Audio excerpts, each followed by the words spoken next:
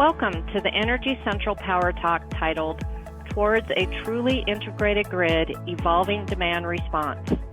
As a community platform with a goal to help professionals in the industry to share, learn, and connect in a collaborative environment, Energy Central Power Talks are a short 20 to 30-minute session focused around a topic that we feel is of interest to the industry and our community members. Power Talks bring together industry experts to share their expertise through a recorded video session. Energy Central members are able to interact around the Power Talk topic by using the discussion features in the community, asking questions, or sharing knowledge and experience with other power industry members. This session is brought to you by SensorSuite, your seasoned team of experts utilizing intelligent building automation systems to eliminate emissions from our society. I'm pleased to present today's speakers, Glen Spry and David Saint-Germain.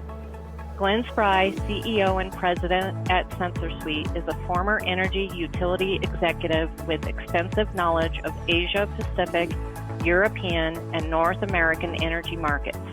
Glen is now applying his detailed knowledge of distributed energy resource business models to accelerate the transition of our grid to a cleaner, greener, and more customer-centric environment. David Saint-Germain is the CTO of Hilo, a subsidiary of Hydro-Quebec, building the virtual power plant and aggregation ecosystems for the province. Hilo integrates a wide range of residential and commercial IoT technologies to provide diversified energy control solutions to Hydro-Quebec. The company was founded 2 years ago and now has 135 employees. Welcome, Glen and David, to the community. You now have the floor. Well, thank you very much, Audra. It's a pleasure to be here today, and it's an amazing privilege to be joined by David Saint-Germain to discuss demand response and the evolution of the intelligent grid. I think to get us started, I might throw to David to give us the definition of demand response to set the scene. So, David, what is demand response? I think demand response is the capacity of different assets on the network to provide for curtailing ability for a utility. And for me, that means that you have a set of technologies or a set of behaviors that allow the utility to influence behavior in the house or in a commercial building, and that allows them to curtail peak demand. Nice. So look, back in the day in New Zealand, I ran one of the demand response programs down there. I cut my teeth really trying to understand the concept, the idea of a smart grid. Now, I think over time I've managed to sort of iterate that, and I've really landed on this there's a terminology coined in market now of a virtual power plant. And I think that's really the manifestation of a true smart grid. The thing for me, though, is when I look at a smart grid, and a virtual power plant for that matter, it's really about an entity that's not necessarily real. It's not a classic generator. It's not a windmill. It's not a solar panel. So when you're looking at demand response, what is it that you're chasing? I mean, are you looking at specific resources, or is it a capacity game that you're playing? I think that really depends on what needs you're trying to address, right? I don't think it's just about capacity, but it's more about how you orchestrate all the different hardware components that you have under control to achieve the utility's objective. And in our case, in Hilo's case, for example, the first product that we tackled was winter peak demand shaving. When there's cold spells, you have very high demand for heating energy. And that's a very precise scenario that you have to control for. You have very precise control curves that are set by the utility, which you have to follow.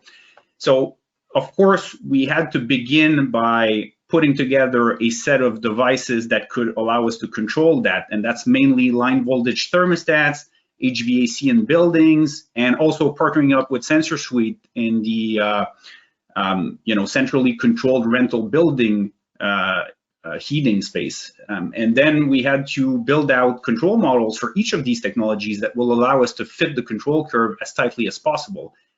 So now we're already looking past that space to widen the control possibilities. And I think we're going to be adding water heater systems, smart car chargers to the mix. And we're really working on, furthering our control ecosystem in the smart house, but also in smart buildings by adding centrally controlled 24-volt thermostats, battery systems, and a wide range of devices that will add different types of capacity elements to what we're already controlling. The thing is, some of these technologies are not ready for prime time yet from the cost perspective. If you take into account the whole value stream that's generated for the trading desk, for production, for transport, distribution, and for the end customer, you have to figure out the ROI and whether that makes sense from the perspective of introducing a new technology. So for instance, if you take batteries, you can look at batteries and see that there's probably 3 large valuation categories for batteries. You can limit costs for the utility by doing frequency control, by supporting trading forecasts, by supporting production forecasts, or you can also manage peak power for the customer. So, you can limit costs in those ways. You can also defer investments. You can do voltage control, freeing up reserve power, peak power, and finally, you can do price arbitrage. You can help the trading desk really get under the market and understand how they can best manage all of these assets. So in Quebec, the economics of batteries don't make that much sense compared to other markets. Australia very well. California is another market where batteries make a lot of sense because you can back them up with solar power, and the energy prices are high enough that you can get ROI on that battery system, and the customers actually invested themselves into that system. In Quebec, that's not the case. You get winter with a lot of snow and the energy prices are really low. So for us, I think that system is not ready for prime time yet, but it'll get there if the price drops by a factor of 3 maybe, for these types of systems. And that means that the utility has to foot 100% of the bill for these types of things. So to get back to the products that we're introducing, as I said, we started with the line voltage thermostats, and now we're expanding into water heaters and car chargers. And these products free up capacity year long. It's not just a winter peak shaving product. It's something that we can use to curtail and to do frequency all year long. So there's more practical aspects to consider also when you're deploying these types of technologies. For instance, water heaters have a natural life cycle. Every 10 years, you need to replace them. So that's a great opportunity to step in and change the technology. And that's something that we're looking at as well. So, to wrap it up, I don't think it's just about capacity. I think it's about the richness of the types of assets that you can bring together to orchestrate complex behavior. It's an interesting one because look, I've always been fascinated by the Quebec market, the energy market here. It's by default, it's a fairly clean one. But it comes with its own unique challenges. And it sounds like what you're trying to build is really a tool that's going to support the grid, not necessarily of today, but of tomorrow. And you've mentioned a couple of technologies there. Stationary storage is one of them. For those that don't know, Quebec has issued a mandate that says that there will be no internal combustion engine vehicles sold beyond 2030. Now, when you're deploying many different types of technologies, many different iterative versions of technologies, it becomes quite an interesting environment to really, I guess, play the role that you're playing. So if we were to look a little bit further afield and sort of understand the electrification of everything, that seems to be hot on everyone's lips, what challenges do you see tomorrow as the electrification of everything unfolds in Quebec? That's a super question. And I think to understand that, you need to step back and take a look at what I think for me are the 2 main parallel goals of that transition. The first one is that we want to decarbonize society as quickly as possible. And in Quebec, that means that we need to support a transition to electric vehicles, but we also need to use hydropower plants to support the introduction of spikier renewable assets like wind and solar. And secondly, you need to maximize revenue and minimize investment during that transition. You still need to make money as a utility, right? So solving the spikiness problem is key to answering that question. You need consumption to be efficient, predictable and as linear as possible. And that means that you need flexibility in consumption and production habits. You need to orchestrate behaviors at the customer's level to statistically balance out that production and consumption. So all of these little components floating around on the grid need to act together and be orchestrated by a central, all-knowing system that everything feeds into in order to make it as efficient as possible.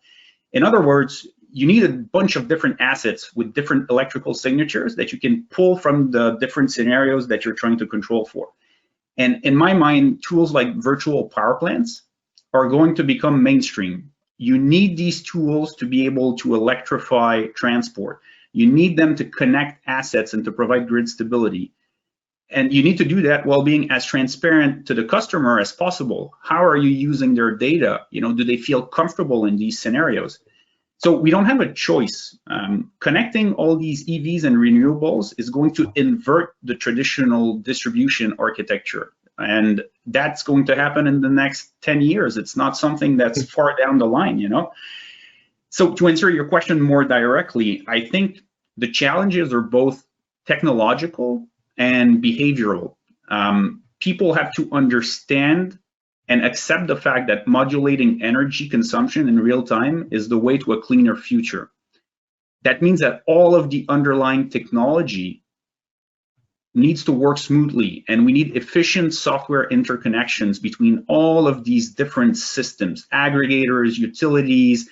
We need standard ways of communicating, forecasting, doing bid-ask, data streaming technologies, reliability, cybersecurity. We could go on and on and on. What's certain is that it'll involve a lot of different actors, and we'll need to find ways of involving society to get there. Yes, what I hear is pretty much the blueprint for the utility of the future, or the grid of the future, right? There are a couple of things to pull out of that. There's the predictable, the linear, the efficient grid of the future. Now, if we look at the current tools of today, if we said demand response I think it's pretty fair to split them into two categories. One is behavioral and one is technical.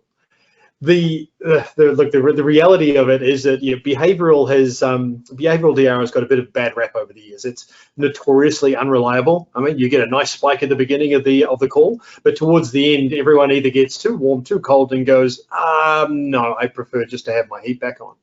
But in your mind, then, where does behavioral and technical DR fit? What do you prefer? Well, maybe let me just step back a second and explain to the viewers what is behavioral and what is technical DR, in case they aren't aware of the definitions. In behavioral DR, users are responding to external incentives, and they're manually programming behaviors or acting on their environment to get to the results that the utility wants. But they're not exposed to the exact technical specifications of those requirements. They're just being told, this is a price signal, please act accordingly. So everyone gets to interpret that in their own way and gets to implement it in their own way.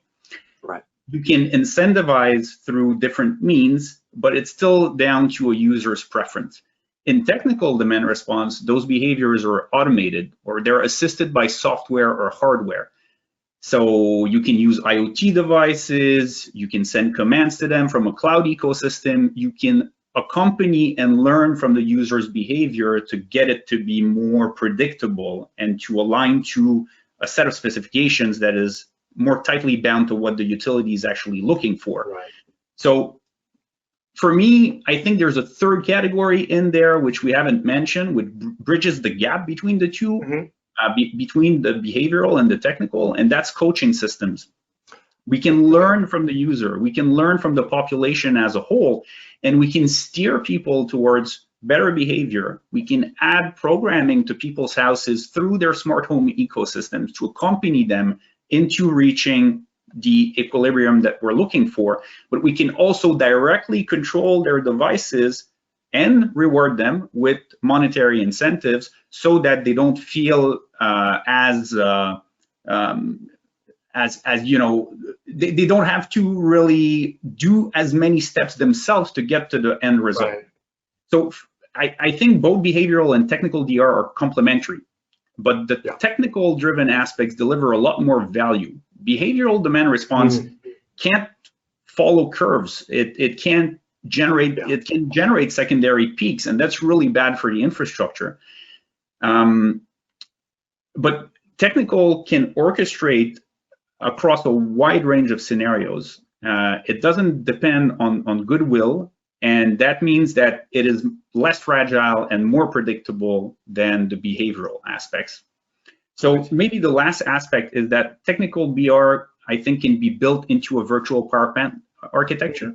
And that means that you can control resources that are less obvious to the user.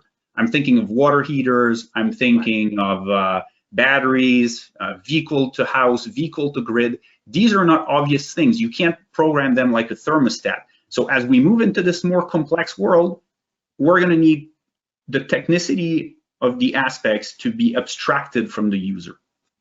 Right. It's look, I hadn't actually thought of the coaching idea there, and you know, from experience, if I look closer to home in Ontario, where the ICO program, GA busting or global adjustment, the global adjustment system there, you know, I probably liken that to a bit more gamification. You know, there's a sizable amount of value for the customer there to curtail load. I think it'd be fair to say it's probably one of the more valuable markets for storage. You know, 2019 it was worth about $700,000 per megawatt of curtailed load, but it is gamified. You chase the 5 peaks, and you know, I think what we've seen there is it's certainly commanded a lot of investment on behalf of the customer into that market. The ISO, you know, they put up their side of it with the monetary compensation for curtailing in those peaks. But one of the things that, you know, I look at the challenge here is how does the utility value these resources? I mean, I think the ISO through the ICI program curtails about 1,400 megawatts for the top 5 hours of system peaks. Now that's not a small amount of energy, and by default that's actually probably quite valuable to the ISO and you know, to have that on call. But I'm intrigued from your side, how does a utility in your mind value that DR capacity? Now you're asking me a tricky question. But my experience is that a lot of utilities often haven't done the full end-to-end analysis. You know, they haven't done their comparative cost streams, and they're getting trouble doing that because they are huge entities. They're often split into silos, and you need to have end-to-end data to get that to happen. Yeah. So in general, I think there's 3 large value categories for utilities, but I'm sure there's a lot more than that, but these are the ones that come off the top of my head. You have deferred investments. So this applies both to transport and distribution, and that's mostly about right-sizing your equipment, right? Right. In our case, we can reduce seasonal peaks, and that means like not having to scale your infrastructure to support a few dozen days of bad cold spells, right, and reducing energy imports or maximizing exports. You know, you see the deal there.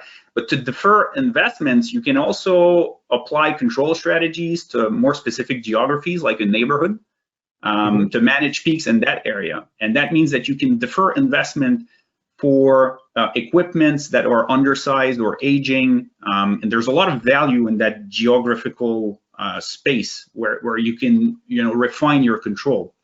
Then you can also manage power better coming back from power cuts, and you can, especially in the context of electric vehicle introduction, we will see huge spikes in charging when you come back from a power failure. This can blow up your equipment and can damage the equipment. So planning for that, having control over that, being able to spread that over time is something that's very interesting in terms of the evolution of demand response. So the first category is deferred investment in my mind. The second category is freeing up contingency reserves, and that's done through better frequency management, very short-term assets, you know, like batteries, something that you can act upon within a few seconds or even sub-second time spans, closer to the hardware, right? Something that you can control, modulate, but closer to the hardware or with very, very tight control loops. And that allows you to sell that power elsewhere as well, right? Because you're freeing up that reserve. You have like huge capacity that you can then export or that you can value at a higher price point. So it's tricky in the sense that you really have to trust your DR system to be reliable when you're using it to do frequency control. The third option, I think, is about financial arbitrage and maximizing your revenue, which basically means that you're providing control products that a trading desk can pull from. And I think this is analogous to what trading desks did in the 90s and 2000s when they set up all of these low latency interconnects. You know, they actually built fiber in between the offices so they could shave a few milliseconds off the trade options and get a little more money out of that. Well, virtual power plants will open up the same types of scenarios for low latency trading for energy, because you can act on a spot market for energy across geographies. So that's quite interesting to me as well. And I just thought of a fourth one as I was speaking. I think there's competitive advantages as well that can be drawn from better grid management. If you manage to run your grid more efficiently and you don't have to build new power plants to provide peak demand, you can pass those savings off to the customer and be more competitive on the market.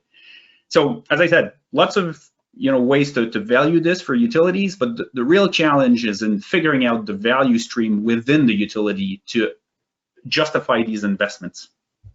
Yeah, it's interesting because you bring in the customer towards the end there, and I think you've given some great examples of how the value that can be created through these programs can be realized by the utility. But there are two sides to the DR coin.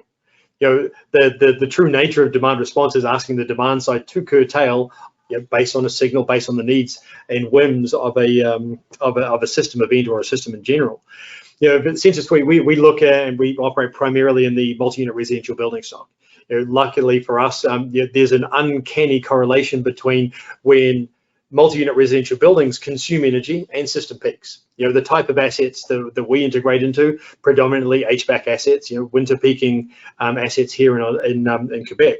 But if you were to talk to a REIT customer today, a real estate investment trust customer who owns a portfolio of maybe a couple of hundred buildings, where's the value for them in this? Because they're integral to the process, right? There is no demand response without the demand actually responding.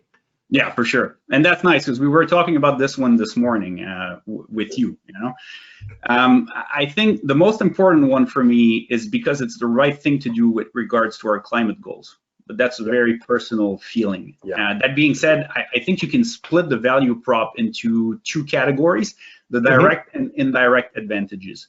And in the direct advantages, there are, of course, the monetary incentives that the people or the businesses get for participating in the program. In Hilo's case, that means that building owners get paid explicitly. So it's not just because you're reducing your power consumption, you're getting a monetary value for each kilowatt hours that you're displacing during peak. But at the same time, you do get to lower your bill because they're often associated with a reduction in peak power. And in Quebec, that has a huge impact on your bill. And I'm sure pretty much everywhere in the world that has a huge impact on your bill. Another direct one is reducing the dependence on generators in favor of batteries, which can both handle peak and blackouts. And you get the added benefit of not having to buy fuel. And as we're seeing right now on the world markets, I mean, it's only going to get worse, right? Yeah. So indirect advantages, I think the top one, as I said, is environmental impact. Your buildings account for around 40% of the world's energy consumption. That's huge. I mean, you can't understate that. And the climate and financial impacts of savings in this category can be very substantial. So both for the goodwill aspect of building the future for our children, but also for the fact that you're actually putting money back in your pocket if you're doing something about your building. But how do you measure it? And that's always the question I get back to, what's the yardstick? So there's now certifications that you can get by demonstrating efficient energy management. And I think those play positively in company culture. They can boost employee pride, they can boost engagement, but also it shows that you can implement efficient management practices that generate long-term value streams. And a lot of investment portfolios now are looking at these types of investment strategies where they're trying to be greener, they're trying to look at the certifications that the companies have achieved. So for me, direct and indirect, really, really interesting. There's a final point that I didn't touch upon in the direct ones, which is regulatory compliance. And I like to look at the European market to get a better understanding of that, because I feel that they're ahead of what we're doing in North America on many of these aspects, because they've dealt with them for the past 15, 20 years already. Yeah. And in Europe, they've been pushing for energy efficiency in buildings through regulatory compliance. The goals are clear, the reporting is mandatory. Buildings are responsible for 40% of EU energy consumption and 36% of greenhouse gas emissions. 75% of the building stock is energy inefficient, but only 1% gets renovated each year. So there's a huge market there. Wow. There's a huge potential. And wrapping back to one of your previous questions, I think coaching technologies, piggybacking on virtual power plant techs, can help owners, target what to do in terms of efficiency and demand response, and really help them mitigate some of that old building stock. The reduced spend, the increased revenue can also help by, contributing to a part of the renovation cost that these buildings need to go through in order to get that 1% to become 2% or 3%. Yeah. And I think I read a study recently that said that renovation of existing buildings in Europe can lead the European Union to cut its CO2 emissions by 5% and to reduce the energy consumption of the whole European bloc by 5 to 6%. So, if you look closer to home, let's say in Ontario, I think we started moving a little bit in that direction. Yeah. And the government has implemented regulation that says that buildings over 100,000 square feet, that's 10,000 square meters, need to divulge their energy expenditure. And I hope that's going to be followed by more regulation to allow them to better curtail their power consumption and be tracked over time. But what's your take on this?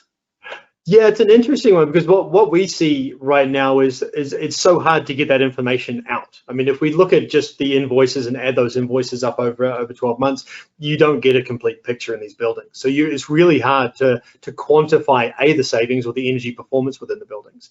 I mean, from an economic standpoint, we know that if you can save $1 in operational expense within that building, that returns $28 in increased asset value. So that's using a cap rate of about 3.5%. So there's a definite correlation between reducing expenditure and increasing asset value. When it comes to the broader sort of energy efficiency goals within the building, I think from our side, we're starting to see the technology mature, right? You cannot pull accurate consumption information. You cannot verify that you've invested money in energy efficiency and you've seen savings without having that telemetry come out of the building and in very high resolution. So when we look at what's happening here, I think we're seeing technology now starting to reach a point of maturity where it supports a lot of that. Because quite frankly, if you're having to report on your energy efficiency measures or the outcomes of those, without the information, without that data coming out, it makes it very difficult to prove that you've actually delivered on your goals. But the thing is, this is almost comes back full circle, because by deploying this technology, by digitizing these assets, not only are you able to increase the asset value by just energy efficiency, you're digitizing the environment to a point where it can actually participate in these programs and generate more income, by default increasing that asset value even further. So we're at a very interesting time where I think technology has just hit this point of maturity where now it is able to participate in programs that it was never able to. So I'm obviously quite bullish on this fact. I mean, as we spoke of this morning, the world is changing. The grid of today is not going to be the grid of tomorrow. It is. I said to you, I think on January 1st, 2030, I'm going to look back and go, wow, what a wild ride the 2020s were for energy efficiency, demand response, and this new smart grid that we're building. But David, I want to extend my thanks for joining us today. Hopefully the audience has picked up a couple of things that they may not have known before listening to this podcast. But essentially, we're on a journey now. It is one that is driven by the need to decarbonize our grids. We realize that the grid of tomorrow is certainly different. It comes with its own unique challenges. And excited to be working with someone and an entity like Hill and someone like yourself who kind of gets the fact that we need to do this now. You know, we can't wait to the end of this decade to sort of look through that rearview mirror and go, okay, what do we do now? The fact is we're front-footing this. So, David, I'd like to say, again, a quick thanks for joining us today. Yeah, all the best for the 2020s. Thank you so much, Glenn. It was great being here today.